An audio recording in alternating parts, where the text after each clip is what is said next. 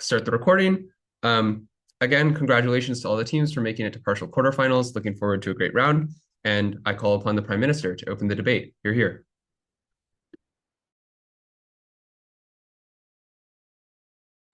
All right, same thing, POI via chat. I'll start my speech in a few seconds.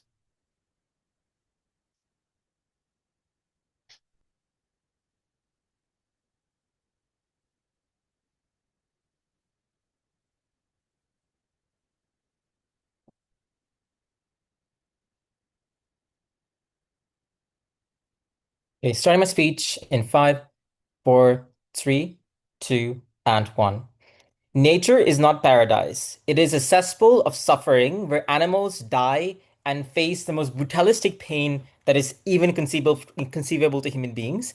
And we think reducing the numbers of those animals is a net good.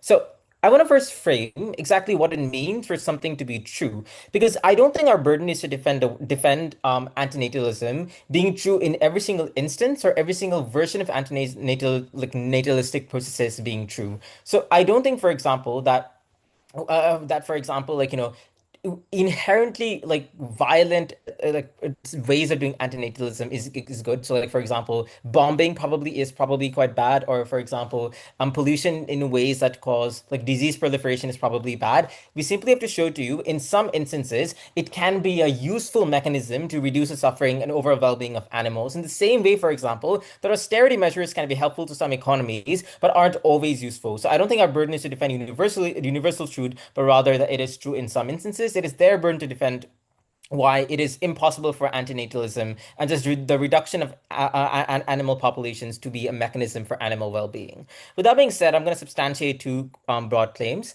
I'm going to first talk about why we reduce suffering and why the pursuit of the reduction of suffering is a net good. And second, I'll talk about why we significantly improve the well-being of animals that do exist. And the first argument is going to be more about like extinction, which is the highest burden, right? So let's talk. But before that, I just want to point out one thing. In either side of the house, animals are going to still be killed. In either side of the house, species oftentimes go extinct due to non-human related activities. Like, for example, if a volcano erupts, presumably local ecosystems are going to change significantly. So we don't think like intuitively it feels bad that animals die, but we don't think it is inherently immoral. So first argument then, we reduce suffering. And this takes the highest burden on opening government because even if it is true that we are having to defend extinction in the worst cases or significant reduction in species population, we think that is still justified. Why? The first thing I would like to posit is that the nature of life for the vast majority of existence outside of human beings is a severe asymmetry of suffering compared to pleasure or well-being. Why is that the case? Firstly, the way that most species even exist is through essentially selection, right? Where the vast majority of our offspring are necessarily going to die, right? Die. That is why, for example, unlike human beings, most other animals oftentimes have like significantly larger number of offspring because they anticipate that most of them are not going to make it through. They're going to be killed, predated, they're going to become sick, and only a few are going to make it through, right? So most offspring are going to die. Secondly, you have constant selection pressures. You have selection pressures in terms of starvation because you can't find food, for example. You have pressures from predators. You're anxious literally every single moment of your existence that you're going to be consumed by the next animal who is hungry. But thirdly, the ways of animal suffering is uniquely non-dignifying, right? This looks like, for example, diseases that slowly rot away your flesh. This looks like having a broken bone and then being eaten alive by other predators, right? These are sort of like absolutely animalistic, pun intended, ways in which these creatures die and suffer in nature. So all of these things mean then that the number of good experiences they potentially could have, like maybe finding food every once in a while, like I don't know, maybe having sex. I don't know if animals enjoy having sex. These are ways. These are ways in which the balance of experience is skewed significantly towards suffering. But the second problem is that animals cannot make sense of their suffering, right? So suffering isn't inherently bad for some human beings because we can still rationalize it. We can turn it into inspiration. We can find ways to we can still find meaning to suffering like through religion. But because most animals, and especially the lower animals, lack the cognitive capacity to have things like rational thought, they aren't able to then make sense of it. It's literally senseless suffering, which is uniquely harmful, right?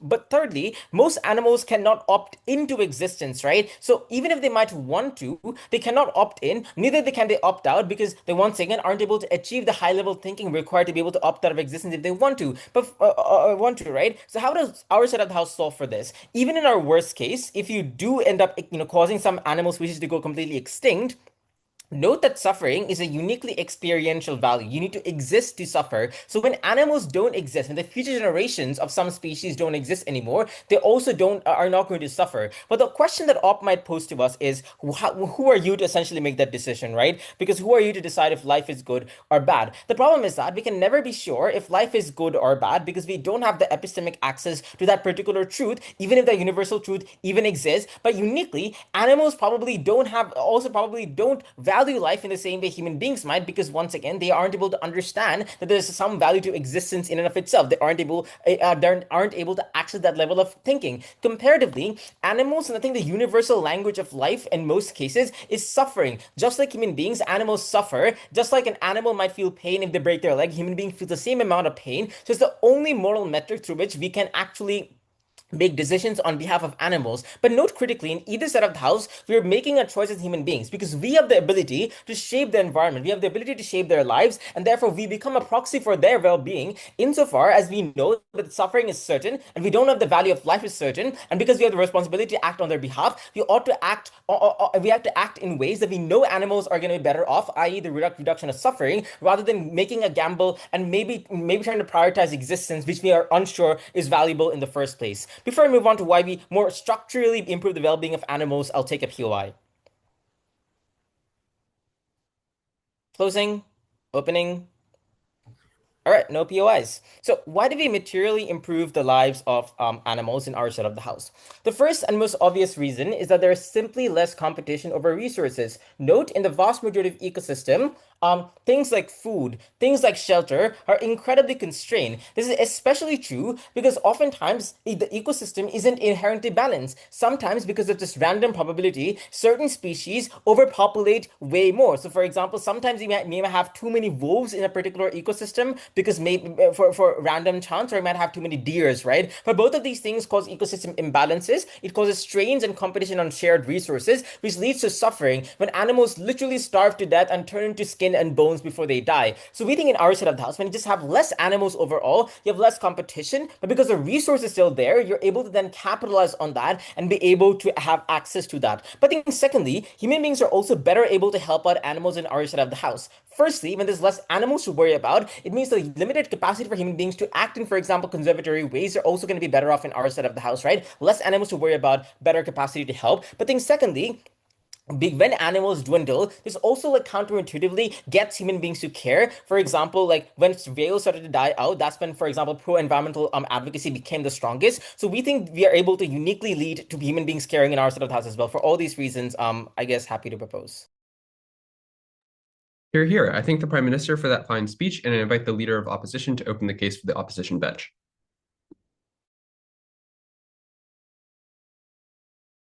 Cool. I'm going to prefer to take my POIs verbally. I'm not looking at the chat.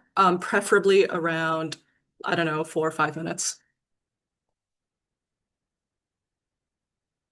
Look, animals are likely to suffer either way. They get hurt and die on either side. But if I can have sex and eat good food more than the counterfactual, then I think that more sex and more food is better than less sex and less food. I'm going to do two main things in this speech. Firstly, I'm going to tell you why irreversible environmental damage causes animals to suffer in worse ways than the counterfactual. And secondly, I'm going to tell you why being alive is a net good and net utility maximization for these animals. Firstly, then, on irreversible environmental damage, it is rarely a conscious choice to go in and target specific animals, right? The only instances in which this has happened in history have been incredibly ineffective. You have the Emu War, you have China's campaign against sparrows. Neither of these actually significantly did anything for this. So the kinds of animal eradication that most likely will occur as a result of these activities are from the negative externalities that are side effects, and this is incredibly bad.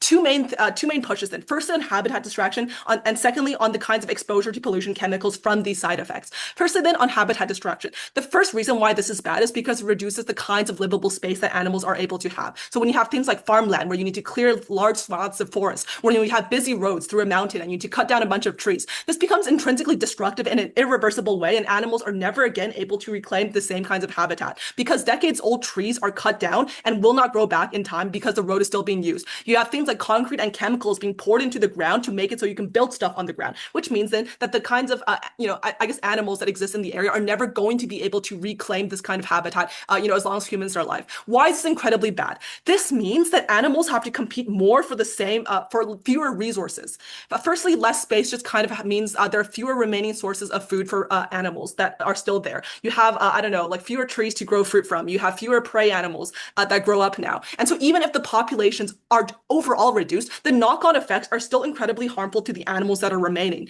When you have, less trees to grow fruit, the fruit gets eaten quicker because more animals now depend on that one tree to eat, to get their food from. There is less prey for all the animals there because what predators do exist, find what prey there is and eat it very early, so it becomes more scarce and fewer kinds of prey get to grow up over time. And this is incredibly bad because it means that you have fiercer competition for the animals that exist, and the competition means that they now suffer more. When there is less food for the animals, they get hungrier and weaker. It becomes harder to enjoy life when your stomach is growling all the time, but you cannot find more berries to fill it. You have to now fight other animals for what territory and what food remains that inflict physical injury upon you that you will not heal from, that will get infected and make it so that your leg never works the same again. There are fewer mates to have sex with. There's a higher chance that they just don't want you because you're like an exceptionally chopped deer or something, and you cannot, do the preference fulfillment of having sex. Without this reduction of land and population, the populations and capacity to have food just is much greater on our side of the house, right? There's more prey to eat, but now some of this prey doesn't immediately get caught and now can grow up and do their own kinds of preference fulfillment. Now animals don't have to fight for, dwindling amounts of fruit and prey. And I think that on our side of the house, this just means that, what animals do exist are more goated. But secondly, on exposure to pollution, on chemicals from the side effects we talked about earlier, right? The kinds of externalities from construction and farmland creation that last far beyond the process of, the construction. Fertilizer seeps into the soil and contaminates water, poisoning animals who drink it. Toxic chemicals get unsafely dispersed and stay in the air or the ground or get eaten by smaller animals and pass up through the food chain, and you have more air pollution, things like that. So the animals who do survive face much worse living standards on their side of the house. You cannot run as fast or enjoy eating grass with your friends if you cannot breathe as properly. Maybe you are born deformed as a deer because of chemical exposure from your mother, so you will never be able to stand properly. You are at much higher risk of getting run over because now the best source of water is across a busy road where you are constantly at risk of getting hit by a car or, if not, seriously injured. And this means then that you live much worse lives and you die in much worse ways. When you get hit by a car, even if you survive, you are crippled and you will be in pain until you die. Chemical exposure means that you constantly feel unwell and nauseous until you are so poisoned that you eventually cannot take it and you just fall over. The kinds of ways in which they die and experience life are much slower. They die much slower and they live life suffering far more from things that are so out of their control. Why then is being alive good? Actually, I'm going to take a POI first. OG? CG? Okay, cool. Anyways, being alive then is incredibly good, and this is how animals actually fulfill their preferences on our side of the house. You are only able to fulfill your preferences if you are able to be alive and do the things that give you utility. And it's rather easy for animals to do this if they are alive and have abundant resources. You can eat lots of yummy grass. You can have, good and based sex. Maybe running is fun with your other deer friends. And this is scalable to every single second that these animals are alive, and every animal that has died as a result of these human actions. When you forcibly take away the preference fulfilling capability of a significant portion of innocent animals who cannot choose to opt out of this, you are actively reducing the total amount of fulfillment that they are able to achieve. This is incredibly bad because, you just live far longer on our side of the house than you actually spend dying. Maybe on our side, you spend 10 years fulfilling your preferences and eating yummy grass, and you have felt far more happiness and fulfillment than you have felt the fear of death or any kinds of suffering that exists. Yeah, go ahead. If your brain is neurologically wired to have a better safe than sorry nervous system, and at every moment you're experiencing the imperative Okay, don't worry. I got you, bro. Don't worry.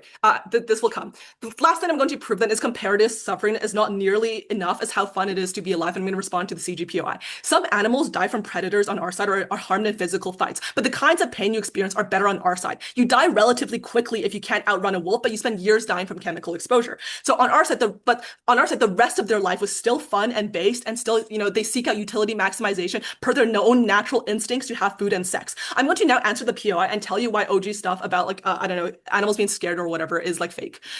Animals just do not experience natural suffering or kinds of emotions the way that people do, right? So, for example, we think it's incredibly scary to run away from like a chainsaw guy or any kind of predator. But rabbits, for example, cannot conceptualize the same kind of fear because they are not socially taught as to why they should be afraid of this way. They're simply reacting to their natural kinds of instincts, right? They run away from the big noise and big animal because they're biologically wired to do this through things like evolution and natural selection. So the suffering they experience is not actually as important as OG tells you because to these animals, it is not real and proximate suffering. It is something that they are biologically wired to do, and they are simply fulfilling their preferences, when they are able to run away. I don't know, they probably get rewarded for running away from predators. I think this is probably based. And so on our side of the house, we're able to, kind of tell you that animals suffer far more when you eradicate so much of their territory and so much of their populations, and that on our side of the house, animals being alive is just really based. They can have sex, they can eat yummy food. I don't know. I think, even we as humans would enjoy that. Oppose.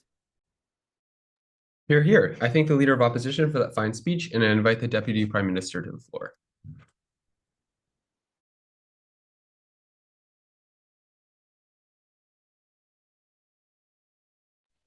Hi, am I audible? Yes, you are. Yeah, I will just take 30 seconds to arrange my notes and start the stopwatch, and then I will stop.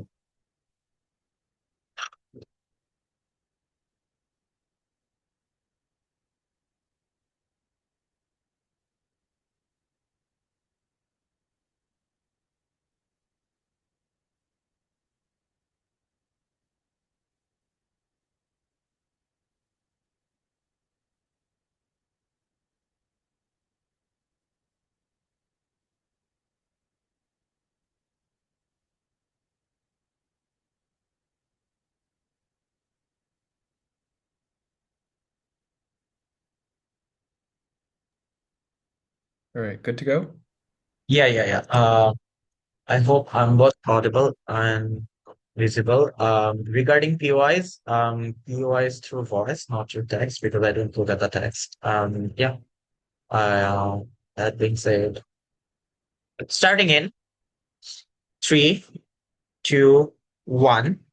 Cool. I think O's harms mainly depend on the mechanisms of animal extinction being very lengthy and very egregious, like chemical pollution and whatnot. I think we are going to claim that probably over time, these mechanisms of making animal extinct or animal extinction are not going to be so egregious and ancient and primal at the first place, rather short and slow, which do kill animals, but do not have such egregious repercussions at the first place, right? But let's do some rebuttals before moving on to the actual substantials. First, they tell about competition that often when you cut trees, competition increases, so more ruthless violence between animals. I think oftentimes what happens is when forest decreases and the number of animal decreases in a much larger ratio. This is not about absolute number, but this is about the ratio. Why this is true? Because nature has a way of balancing its supply chain demand. So if you cut 10 trees, the nature balances it in a way where it extincts much larger amount of animals. So that means this extinction events oftentimes decreases the like amount of competition because of the ratio management at the first place. But secondly, often many of these resources, let's say trees and whatnot, are also beneficial for humans as well. So humans are attentive in terms of not cutting too much trees, but they need to like they oftentimes decreases animal in a much larger number. So the resources that they cut off or decreases are much smaller in number, which means the competition decreases in our side of the house as resources is still exist to some degree at the first place, right? But thirdly, this is true because of the increasing awareness of this types of mass extinction event. This is because there's egregious events like chemical pollution. There are trickle down impacts on human as well, and humans are starting to becoming aware of that at the first place. This means if you chemically pollute an entire river, a villager full of people will get infected with a disease and epidemic happens. These are getting politically popular at the first place. So the alternative, or what most likely happen, is you kill extinct animals for things like using them for meat industries and that type of stuff, where the process of extinction is short term and not consist of the long term slow poisoning where the animal life gets more egregious at the first place. This is also true because of the increasing number of youths who are politically aware about the impacts of our action on animals. That's why torturing animals or products that torture animals, these types of stuffs are boycotted at the first place, right? That's why there is increasing popularity regarding stopping cutting Amazon at the first place, right? Now let's move on to the issues. Let's talk about the principle at the first place, whether existence is suffering or not.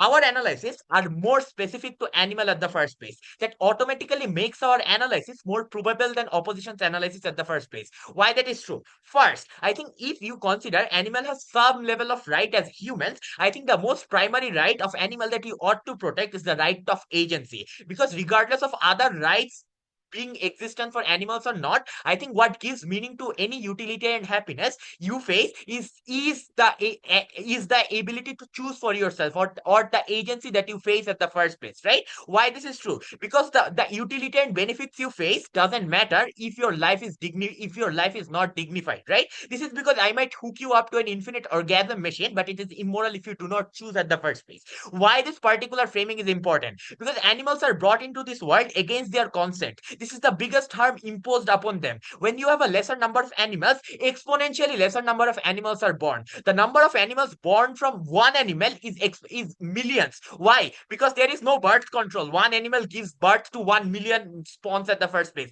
which means the harm is exponentially large in their side of the house. But secondly, animals do not have secondary rationality, or they do not have any moral framework under which they operate in, which means they resort to their primary or baser urges like sexual predation, hunger, which means within the animal kingdom, evolutionary hierarchy and oppression exist in a much larger degree. That's why most animals engage in sexual assault and within themselves, torturing themselves, engaging in the most brutal anarchic forms of torture. They will never be able to come up with a moral framework to decrease this type of egregious, undignified, immoral harms. This means every animal constantly live in a fear, whereas superior animal probably will come and eat them. This is worse than actual death. This is like living your entire life in fear. That's why when more number of animals exist in their side of the house, this is the most egregious form of indignified harm, which is worse than being death at the first place, right? These are all harms animals have to experience in their time of living. Now I'm going to prove why non-existence is much better. Because getting killed is a one-time harm, is a small-time harm. After death, you discontinue to feel anything at the first place. Because as the basis of any harm is life, where there is no life, there is no other form of moral harm or assault do not matter at the first place. But secondarily, non-existence means this is a state of no consent. Existence is a state of violation of consent. As in non-existence, time do not exist, or we do not know whether time exists. But when you are living, time do exist. This is a much more longevity period of unconsent life, the violated consent life that you are facing at the first place. But thirdly, when you are in non-existence, there is no rationale, which means even if moral harm happens, you have no ability to conceive those harms at the first place. Even if moral harms are symmetric, non-existence seizes your capacity to comprehend moral harms at the first place, right? We assign moral values to entities with rationale. I can kick a chair, but no, people will tell that is an immoral act because the chair do not have any rationale. Non-existence is just similar. Even if you do the worst form of moral harm to a non-existence being, it shouldn't count. The weighing here is probably animal are going to torture each other as well, and also humans will inflict damage on animal as well as obtuse. I think then the deadlock becomes who is going to be more brutal. I think in this way, I have three mechanisms. One, humans have understanding of some level of moral framework. Why? Because they have operated under moral frameworks their entire life. They are wired to not commit the extreme of moral harms because this just appears morally egregious. But second, humans have a greater sense of empathy because empathy grows from interaction, and humans interact with a larger base of people because they have access to language, better faculties. So even while committing harms on animals, the extended empathy kicks in. They do not commit the worst forms of atrocities. But over over time animal rights movement gets more mainstream, religious quotes which tells you to be kind to animal means over time humans get kinder to animal. The comparative is animals are constantly living in a fear of being predated, which makes every move of animal more anarchic, more brutal. But they cannot communicate interspecies, which means they do not grow any empathy, which means the means of extinction gets less brutal over time. But when there are a limited number of animals, humans have incentive and capacity to protect animals and give them a better life by making zoos and the first place and protecting them from animal life. But when the number is large, their selfish incentive kicks in because animal takes resources from chunk of human necessities, which means this becomes a tipping point at the first place. This means extremely purpose. I thank the Deputy Prime Minister for that speech, and I invite the Deputy Leader of Opposition to the floor. Okay, am I audible? Yes, you are. Okay, awesome.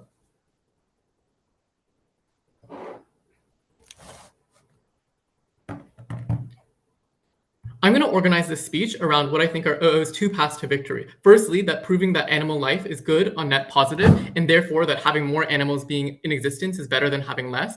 And secondly, our second path to victory is even if we have suffering, we tell you that we should prioritize depth of suffering. And on our side, animals suffer in less dignified ways, even if more of them suffer, even if OG wins the first clash. But on the first clash, why is it that most animals are alive? Most animals live lives of net positive utility.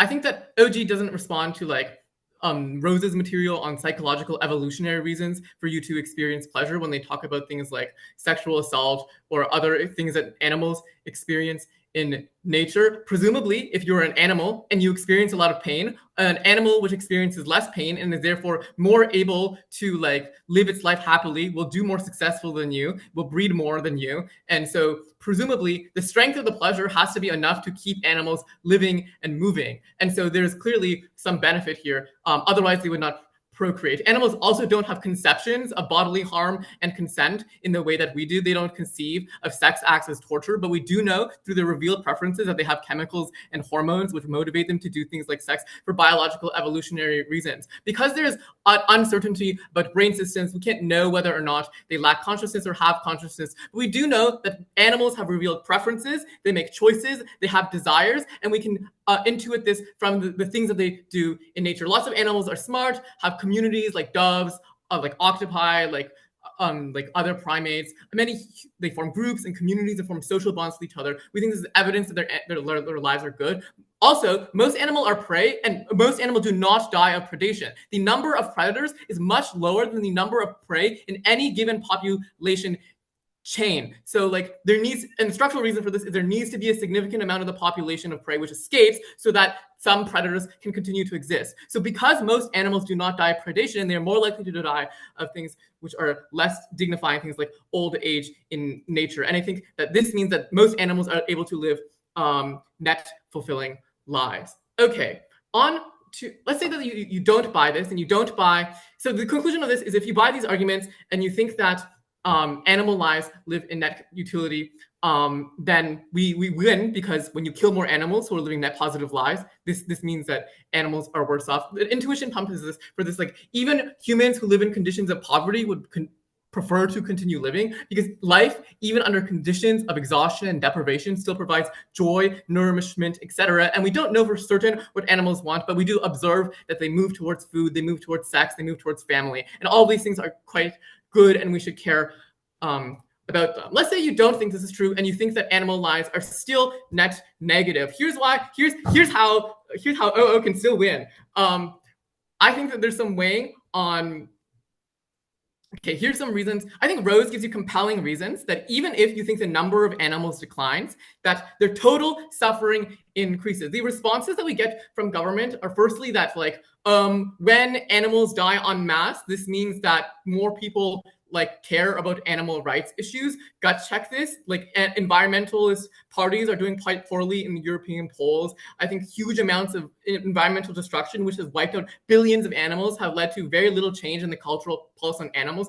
Notably, the kinds of deforestation which occur happen in areas where people don't have a lot of political capital. So in the Amazon, there's like only a few indigenous people that the Brazilian government doesn't care about, or in rural China, right? So lots of these regions where huge capital has large interests, they're able to push away opposition because they have financial incentives to do things like destroy the environment, like pillage, like make factories which emit PFAS and other damaging chemicals which make animals deform from birth, and put that into the thing. And there's no margin on this whether or not we consider this to be true. And I don't think that more animal suffering has materially, this is like a speculative claim, and we think that you should weigh all of the current evidence that like it's been quite bad against some speculative claim that there's maybe a 5% chance that animal lives will improve. So animal lives get worse because the natural ways in which they live are not particularly bad. Notably, it's not an either or, right? So it's not that you either die of predation or you die of the chemicals. On both sides, there is predation, but you die of the predation plus the chemicals. So not only are you not only in our worst case where you get eaten by another animal or die like a gruesome death in that way, but you die a death which is even more gruesome because your inability to live your life to its best extent. They say nature has a way of balancing. This is symmetric. The way it balances is by having large amounts of animals die out in specific ways. On balance, most people don't care about most animals. They don't care about bugs. They don't care about the billions of species which routinely die and go extinct. And so I think that like these animals are worse off. This is not a trade-off. I think that Rose gives you a lot of reasons to think that these things occur. Okay, here's the weighing on this. Even if you think that total suffering decreases, we should think that you should prioritize the intensity of suffering. And the intuition pump for this is that if it was the case that you could live in a city and all you had to do to make the residents somewhat happy was to place a young girl under conditions of torture, right, for her entire life, the most degrading conditions of torture, most people would not accept that, and they would say that it's a worse off situation than one in which the general population is slightly unhappy or they get less utility from the pleasure machine because that is bad, right? So in the case in which you do this, in which this happens, some animal lives are instrumentalized and made worse for the benefit of others. And this is fundamentally wrong and something that we should prioritize because the harm of the dignity violation is incredibly great. I think that most people would think that the conclusion of antinatalism being true is that it is legitimate to erase or genocide billions of animals from the face of the earth to prevent suffering. If on balance you think this clash is close, I tell you, panel, that you should defer to respect for life when you are deciding whether antinatalism is true or not. Even if OG can access their speculative 5% long-run benefits, we tell you that it is wrong to instrumentalize current lives for animals, for future animals who aren't born yet, who don't have an identity, etc., right? We have certain harms, which is to say, in the process of the nature of the habitat integrating or of the habitat rebalancing, what happens is huge amounts of death occur, huge amounts of starvation occur because resources which were once plentiful now become scarce. And we think that the ways in which animals die are worse. We should probably care about animals and the ways in which they die. I think that it's much worse to have a few animals who are dying incredibly bad lives and a few animals who are suffering a little bit, like equivalent to a paper cut. I think this is not that bad. Proud to oppose. Here. I thank the deputy leader of opposition for that fine speech, and I invite the member of government to open the back half of the debate. Am I visible and audible? Yes and yes. 3, 2, 1. There are two problems with top half. First, I think opening government says there is suffering for animals. Opening opposition says there are benefits for animals. Neither side actually explains you what morally matters more.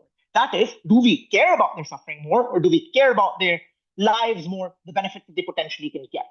If we explain this, then we actively explain that the moral harms matter more, and therefore explain why we ought to prioritize suffering. Secondly, and this is really important, their mechanisms are also vastly uncomparative. I'll give you just better mechanization on why it is the case that evolution in EPC drives you towards suffering and not towards pleasure.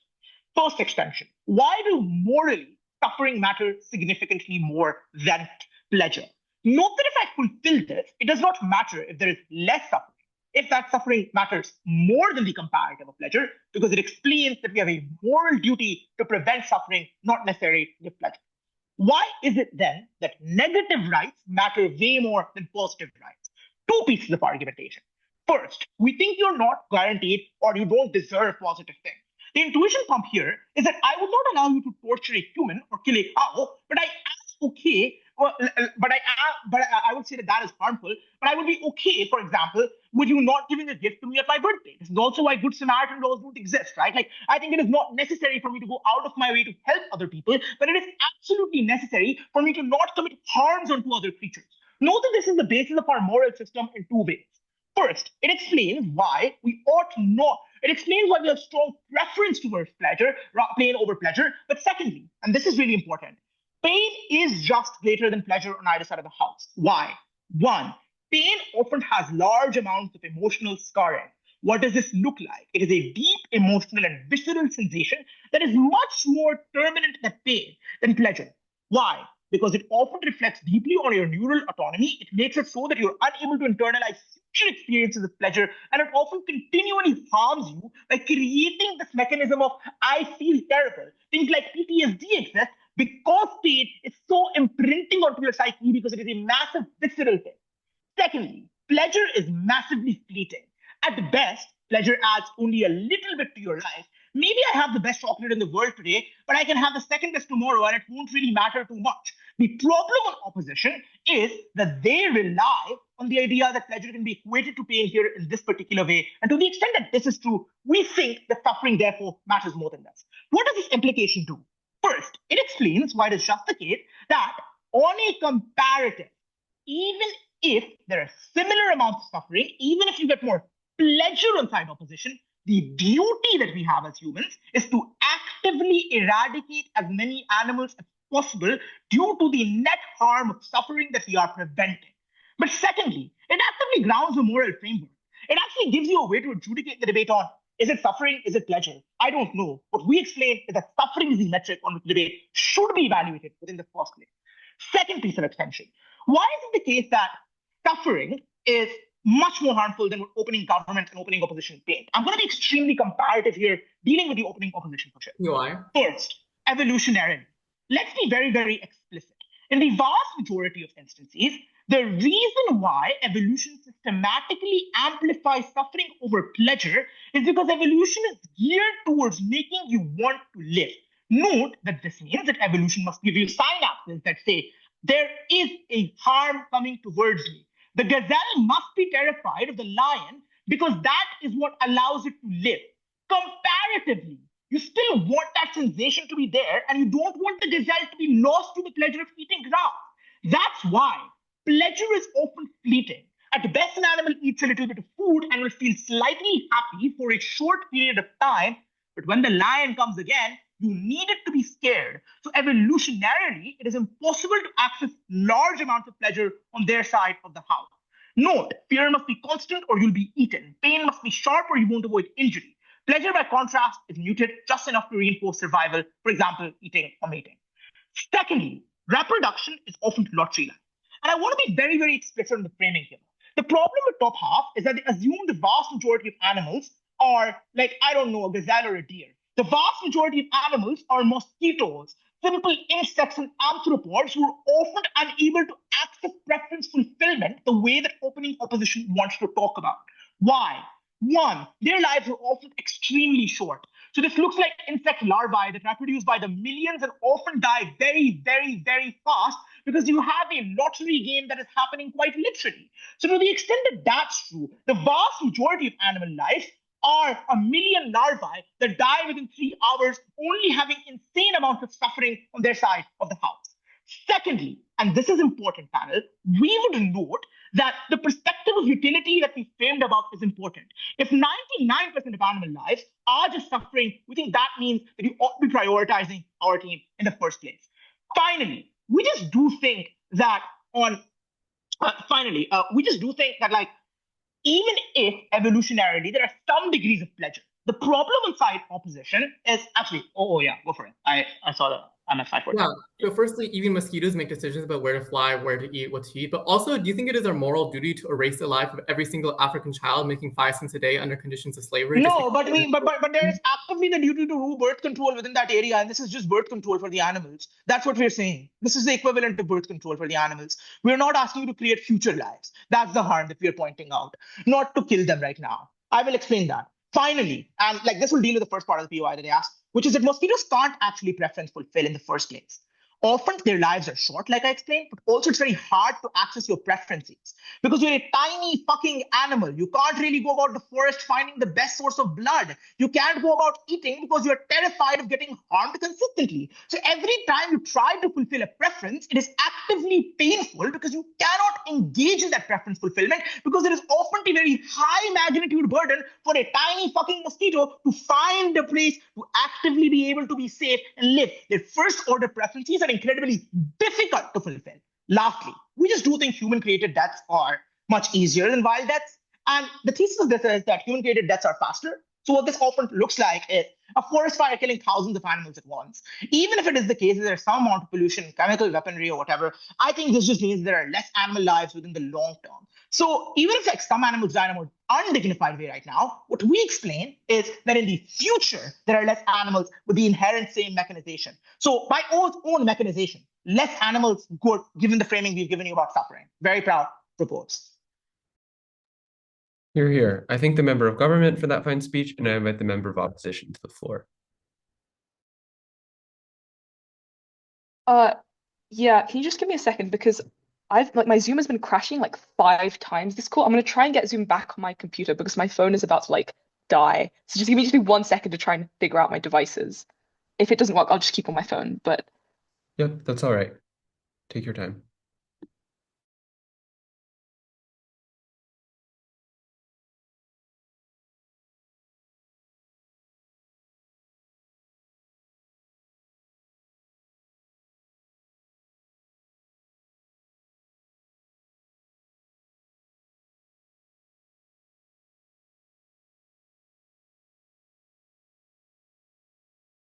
okay, I give up. My laptop's not able to do this. Okay, I'll just take POIs verbally, probably. I can't see the chat because I'm running this on my phone. I would turn my camera on, but unfortunately, again, I'm on my phone. Yeah. I'll try and take it from opening. Starting my speech on in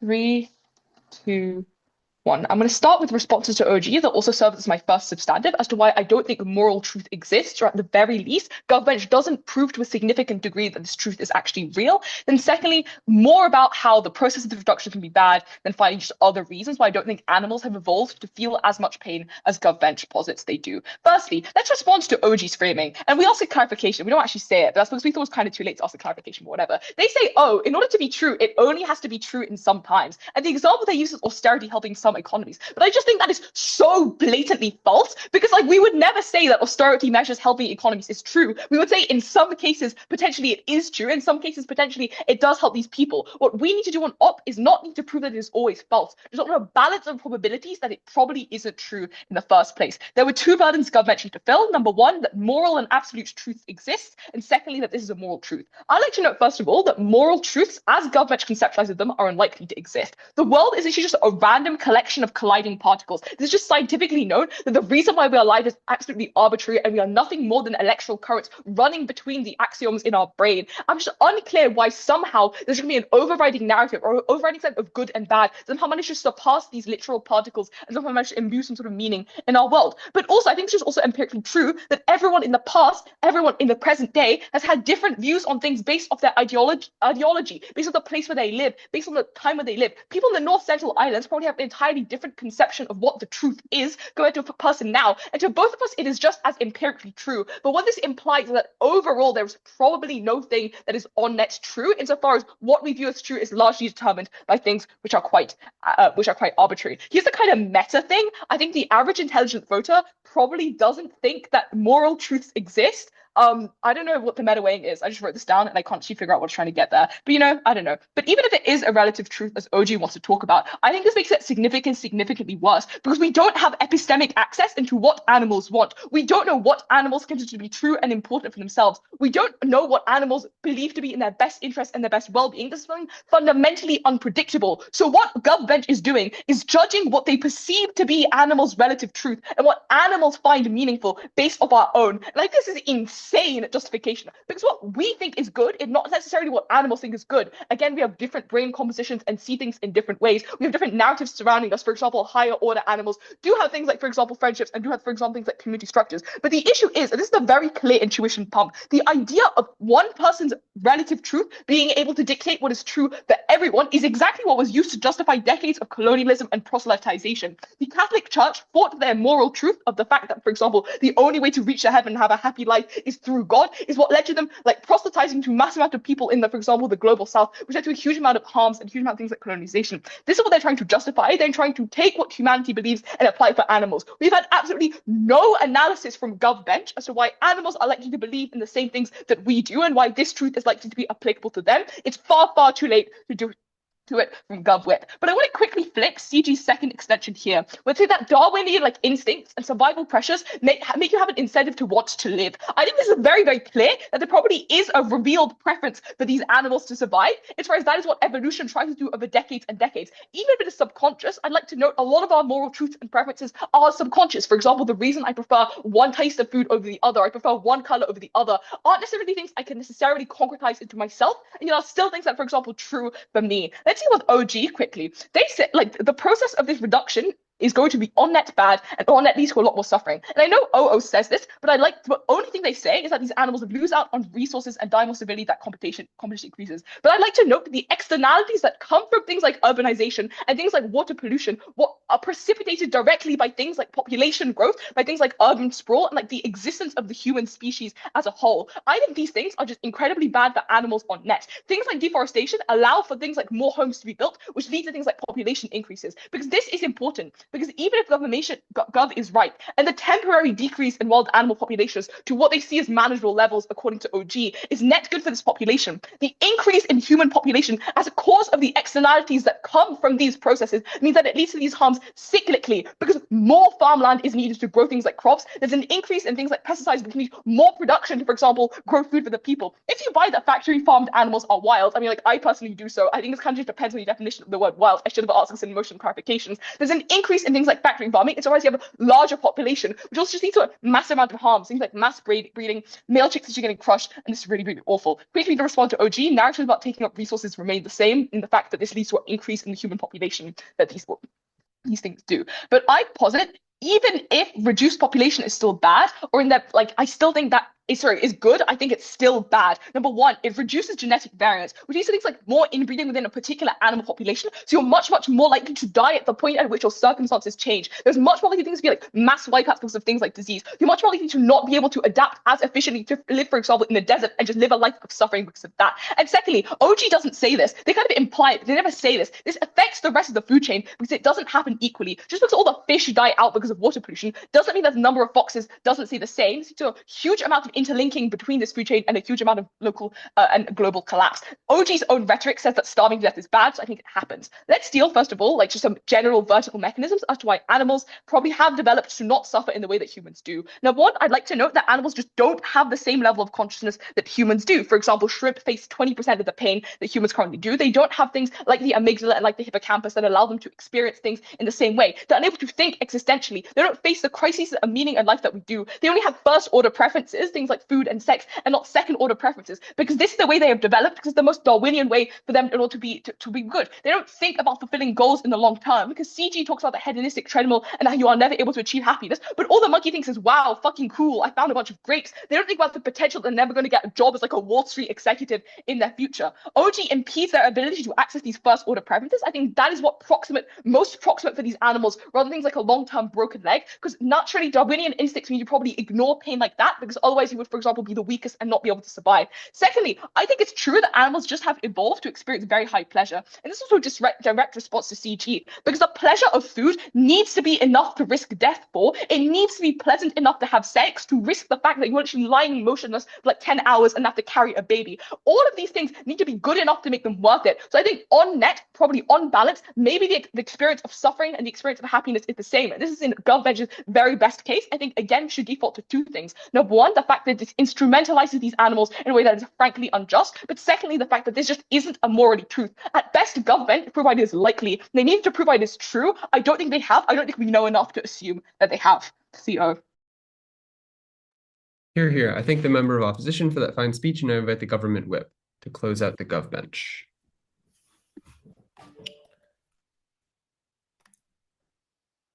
Okay. Am I audible and visible?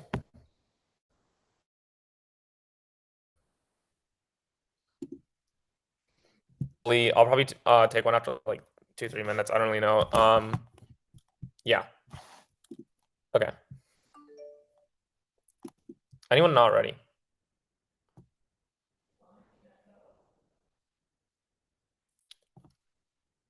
I will structure this speech off of top half's lack of warranting and then explain why our moral framing comes first in this round and why that outweighs anything that any other team has brought up in this round. First, on OG's lack of warranting. OG did not specifically analyze why animals specifically engage in suffering and how they experience suffering. Why do animals experience suffering in a higher magnitude way than they experience pleasure? Three ways. First, a single failure to avoid a threat results in the immediate death and the end of a genetic line. Therefore, negative experiences neurologically have to be intensely motivating, urgent, and memorable to ensure that it's followed. This means that because of a lack of consciousness, animals are compelled to follow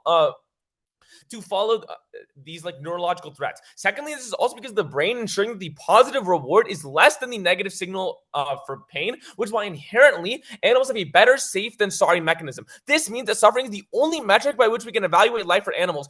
PM asserts this, but it doesn't explain why. Why is this case? First, because the absence of suffering is good, but the absence of pleasure is not necessarily bad.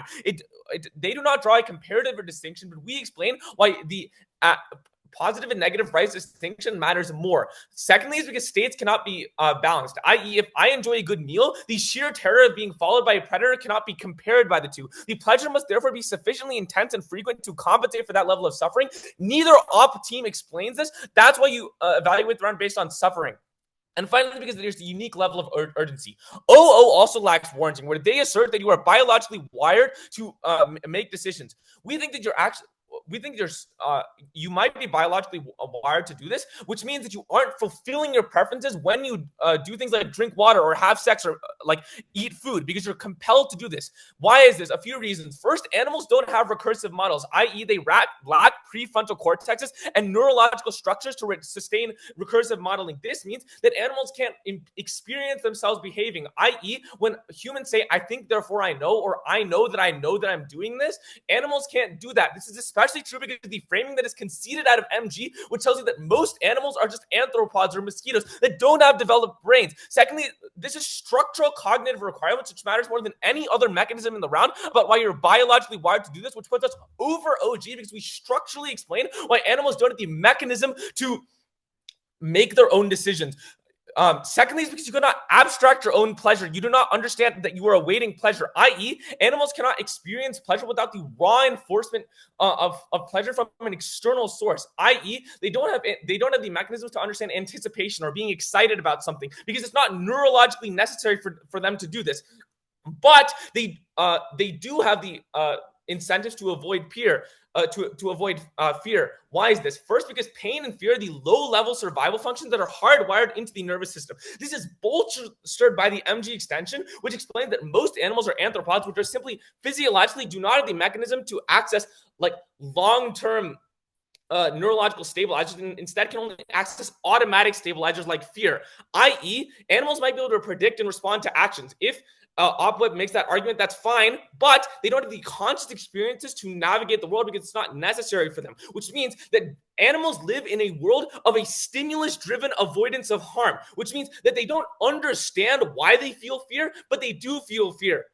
This means that they can't experience pleasure, or they can't experience the same amount of pleasure in Op's best case, but they can experience intense amounts of pain and fear because it's the survival mechanism, and structurally they have to.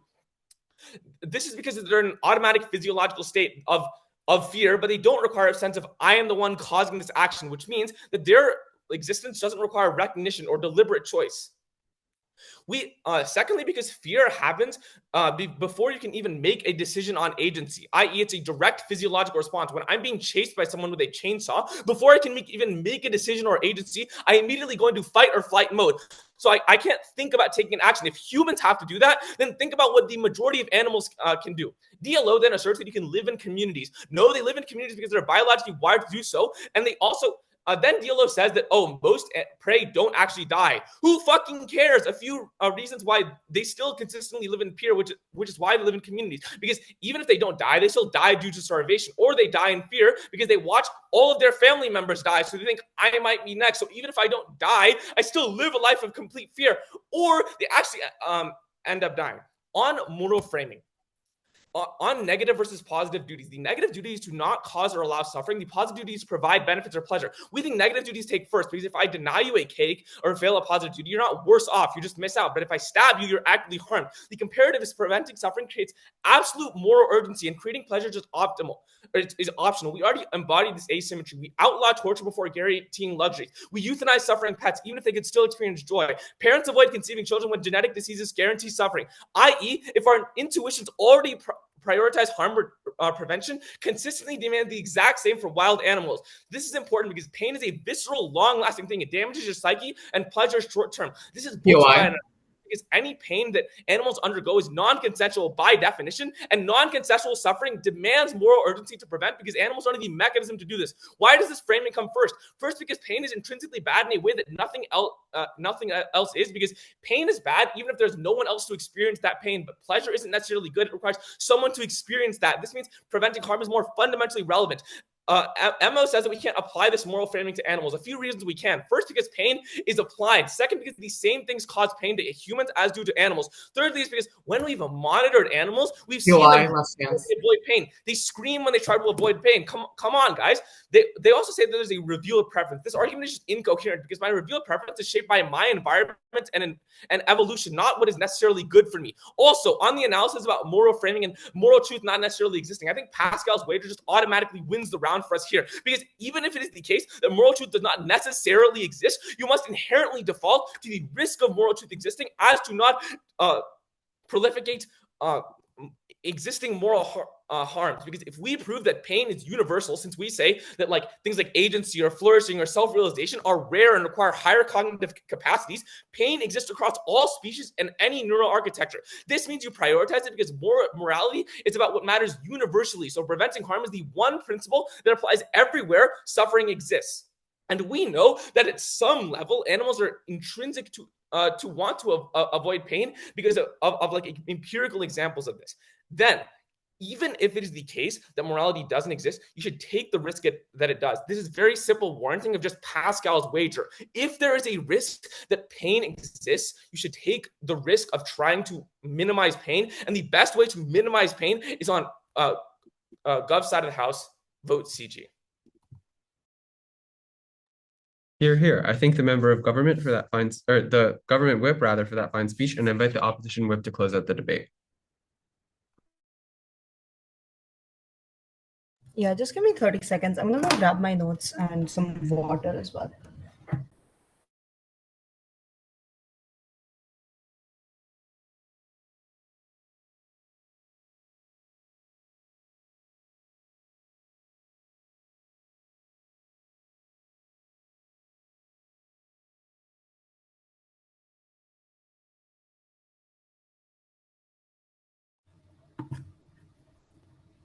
Okay, I'm gonna confirm I should be visible, but I don't think my laptop is letting me be. Wait, let me see if I can shut down my tabs. Yeah, I think it's really slow, so I'm gonna shut off the camera. Okay, I can hear you at least. Yeah, that should be the tech issue. Yeah. I'll just set up my timer then. Oh God, it's fine.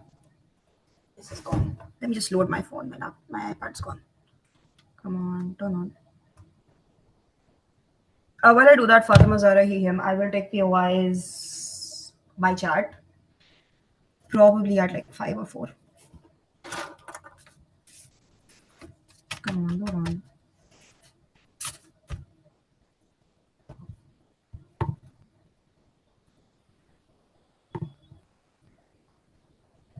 Just one sec, my fucking Android ass phone.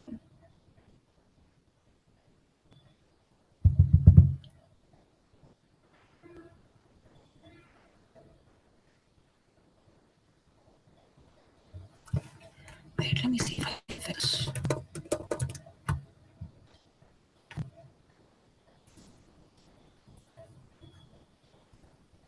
Okay, finally on. Stop watch. Yeah.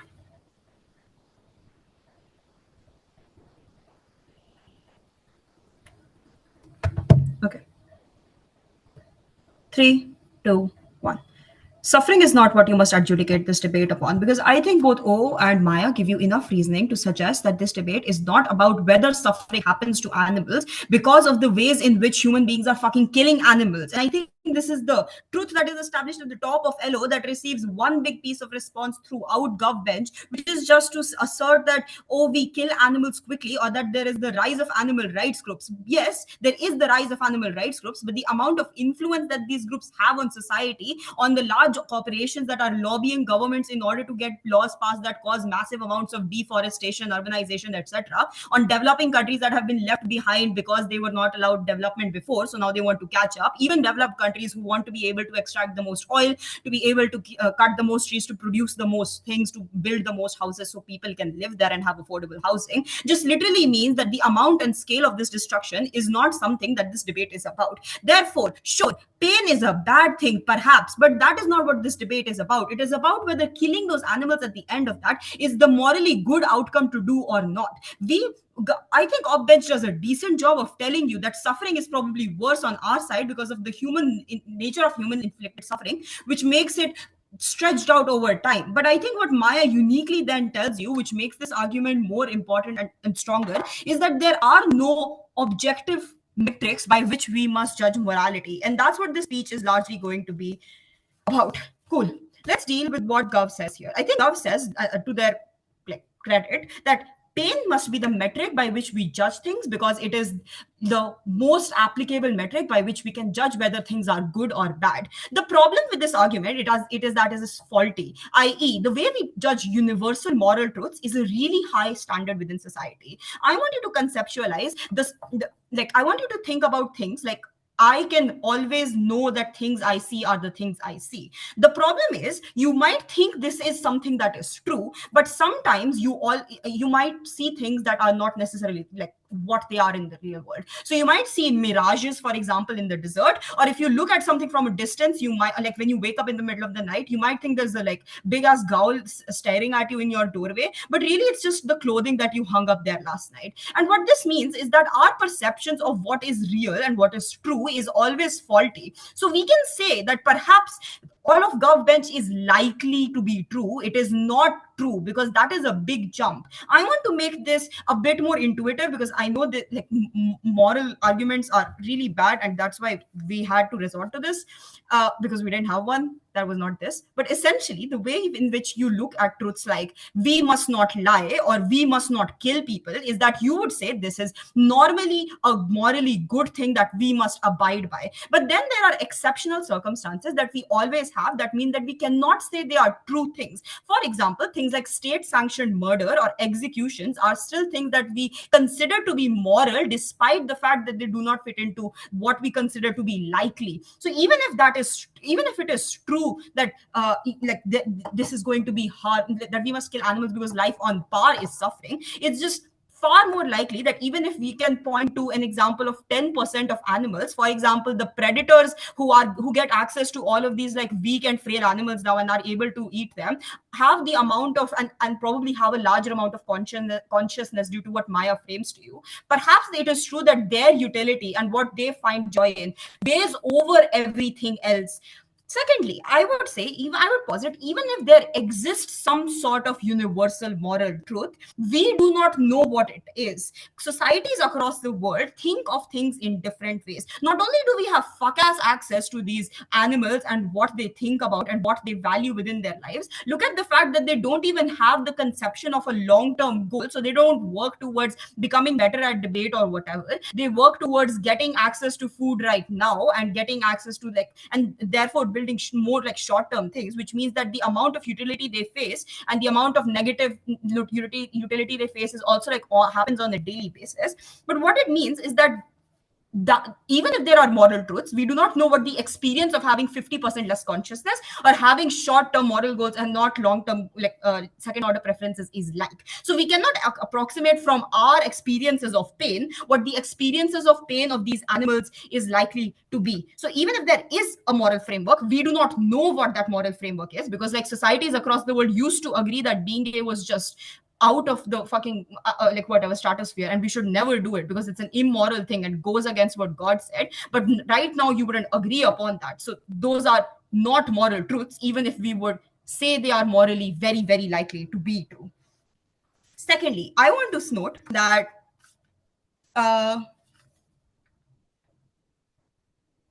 yes, the second thing that we tell you is that even if it is true then that you must always weigh this on the basis of moral good, moral bad, and what is utility, and you must situate this in the framing of the round, what Maya tells you is that these animals are the only way to be able to access what these animals want is by giving them the agency, which OG also frames for us is a good thing. The only way you are able to have agency is if you are fucking alive in the first place. As Gov Bench themselves frame for us, you can only have agency if you don't have this sort of birth control that they try to impose upon all of these animals. So maybe these animals just kill themselves if their life is so much suffering. But biologically, as like Gov Bench themselves concedes, we are programmed, and animals are programmed to want to live. And you might just say this is coercion by biology, but all of our needs and wants and every single thing, like if I think chocolate is really nice, I might think it's really nice because biologically I have been ingrained to think that. That doesn't mean my evaluation of utility is a false evaluation of utility.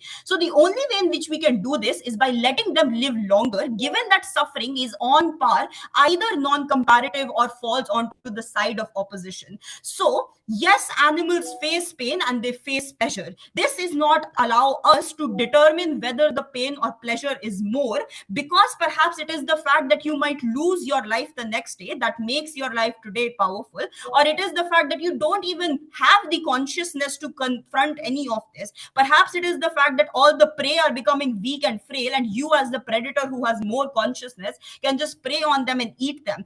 All of this is really speculative. Therefore, sure, perhaps OG and Gov Bench are true in the vast majority of cases. However, that does not make this a moral truth. Even if it does, we must allow them to access utility, life, the cognitive baseline that allows them to decide what is most important, because the reasoning, they value life clearly because they choose to live every single day. And for those reasons, proud to oppose. Hear, hear. I thank the opposition whip for a fine speech and everybody for a great debate. I'll invite you to step out of the room so we can deliberate. Thanks.